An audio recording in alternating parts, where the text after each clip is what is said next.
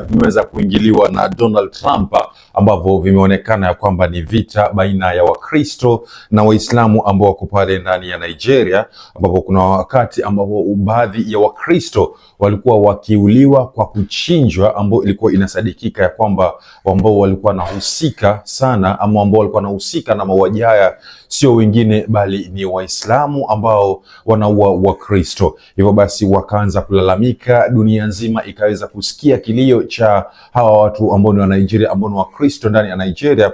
Hivyo basi Trump akaamuru jeshi lake, siku 5 mpaka sasa zimeweza kupita, ambapo jeshi la Trump kutoka United States of America kule likaweza kurudi ama kuingia ndani ya Nigeria, ambapo wameingia pale kwa mambo mawili tu: kusaidia Wakristo wasiweze kudhulumika na kufundisha ama kuongoza ile crew ambayo inashikilia usalama ndani ya Nigeria, ili iweze kupigana na uhalifu ama wahalifu hawa ambao wanaaminika kuwa ni Waislamu wenye wanavyosema. So kuna kitu hapa ambacho nimeweza kuona baadhi ya nchi ama baadhi ya watu kutoka nchi tofauti tofauti hapa Afrika ambao wameweza kufurahia baada ya kwamba hizi habari zimeweza kuchipuka na kusema kwamba yes, Trump is with us. Yani Trump sahi ameamua kusaidia nchi za Afrika, ama Trump ameweza kutoa authority ama kutoa ile kauli yake ili jeshi lake lije ndani ya Afrika na kuweza kusaidia nchi za Afrika. Acha niseme kwamba mimi naonea huruma baadhi ya watu kama hawa,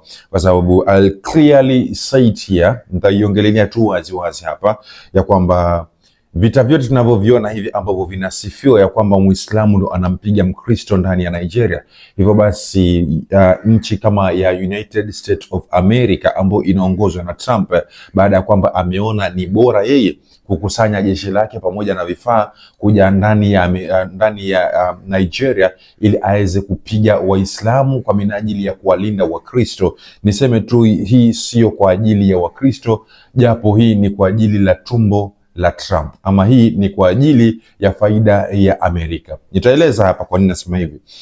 Kumbuka kwamba kuna nchi nyingi sana zimeweza kulalamika juzi hapa, ikiwemo nchi ya karibu ya DRC, Democratic Republic of Congo, ikiwemo pia nchi ya Uganda ambayo ilikuwa inapitia vita dhidi ya rais wao wakati wa uchaguzi. Watu ambao waliweza kulalamika na kwenda kwenye maandamano na kuhitaji msaada kutoka Amerika. Guess what? Amerika hakusimama, wala Trump huyu mmoja hakuweza kusimama na kutoa kauli yoyote, hakutoa kauli yoyote at least aweze kumsaidia Mwamerika. Kitu ambacho walifanya, walinyamaza na kujifanya kambe kama hawasikii wala hawajui chochote kinachoendelea kwenye hizi nchi. Vile vile pia baadhi ya maseneta au ndani ya Amerika waliweza kujaribu kupaza sauti ili at least Donald Trump aweze kutuma majeshi yake kwenye zile nchi ambazo zina vita, nchi kama ya DRC, nchi kama ya Uganda, lakini Trump aliziba masikio yake na kwa kiziwi hakutaka kusikiliza. Nikwambie pia ni kwa nini Trump alikataa kutuma troop ama kutuma crew yake ya majeshi ndani ya nchi kama hizi. Kwa sababu gani? Unajua, ifahamike kwamba Trump anatuma jeshi lake lile likapiga vita sehemu ambayo anajua yeye atafaidika. Kama kuna place ambayo Trump atatuma jeshi lake kutoka Amerika liende likang'ang'ane ama likapigane vita, basi ujue kuna njia moja ama nyingine ambayo yeye kama Trump ama kama nchi ya Amerika itafaidika pale. Lakini niambie, laiti jeshi hili lote la ndege ya mavita takriban 40 imeingia ndani ya Uganda, wapigane vita na serikali ya Uganda, mwisho wa siku baada ya kwamba wameshinda, watajifaidisha na kipi ama watapata kipi? Laiti wangekuwa wameenda DRC, wangejifaidisha na kipi? Hivi ni vitu ambavyo wanaangalia sana. Japo yes, we do understand that there are some elements ama there are some components of minerals ambazo ziko DRC, lakini ukiangalia wingi wake na ule wingi ambao Amerika inataka kwao, hao wanaona kwamba haijafika ile kiwango ambacho kinaweza kikawafanya hao wakapigania vita kwa minajili ya kwamba wachukue ama wanyakue minerals hizo. But let's check in Nigeria, ambapo sahihi Trump ndo ameweza kupeleka troop yake kule kwa minajili ya kupiga vita. Tuanze kuangalia hapa. Nigeria dunia nzima ndio inaongoza kwa nambari ya 10 kwa kutoa hii kitu ambayo tunaita crude oil. So Nigeria ina minerals ambazo ni oil, ambayo ile oil ile ambayo inatoka Nigeria inatoka kwa wingi wa hali ya juu, ambapo ukizingatia zile nchi dunia nzima hii zinavyotoa oil, basi Nigeria utaiorodhesha nambari ya 9 kama si nambari ya 10. Automatically hapo Trump anajua kabisa akipeleka troop yake kule, endapo atashinda ama ataendelea kuiongoza ile, kwa sababu once akishachukua jeshi lake akilipeleka kule, basi definitely hiyo ni ishara ya kuonyesha kwamba serikali ya Nigeria imeshindwa kucontrol nchi yake. Hivyo basi serikali ya nchi nyingine ambayo ni nchi ya Amerika inakuja by force by fire, ili mradi iweze kucontrol amani ndani ya ile nchi, ambapo hapo definitely tunajua kwamba kuna faida itakayotoka. Faida itakayotoka, kitu ambacho anaangalia sana ni hizi minerals. So mineral ya kwanza ni crude oil ambayo kama Amerika itajinyakulia. Natural gas inapatikana kwa wingi pia vile vile ndani ya Nigeria.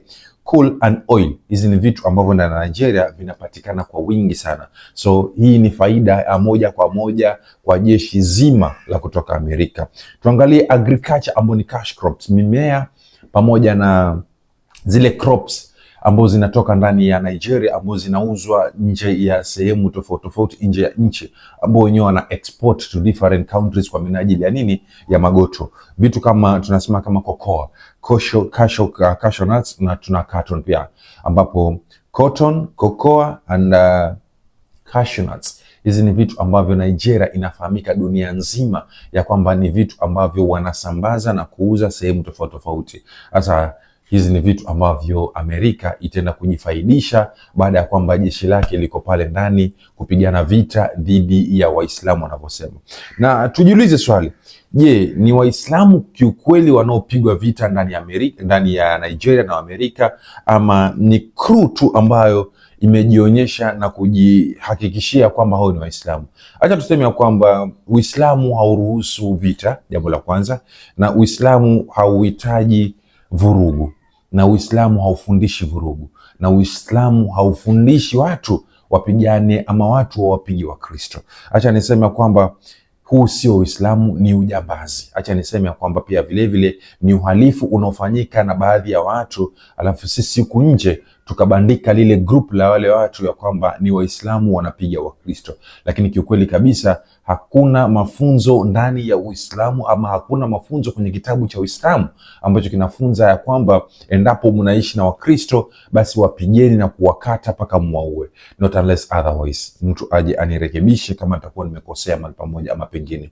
So ladies and gentlemen, kama umetoka Afrika, either ni Afrika ya kokote kule ambako umetoka, lakini definitely tunaongelea kuhusu mashariki mwa Afrika hapa, tusifurahie sana endapo nchi kama Amerika imekuja nchini mwetu na kuleta troops za majeshi kwa minajili ya kutusaidia kupigana vita either na serikali yetu ama kupigana vita na crew ambayo inaonekana kama imefanya vitu ambavyo havisaidii.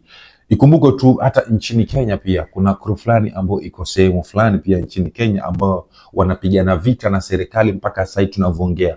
Na nchi ya Amerika mbali na kuwa inapenda Kenya sana, lakini haijatuma jeshi lake kule Kenya kwenda kusaidia vile vita. Have you asked yourself why?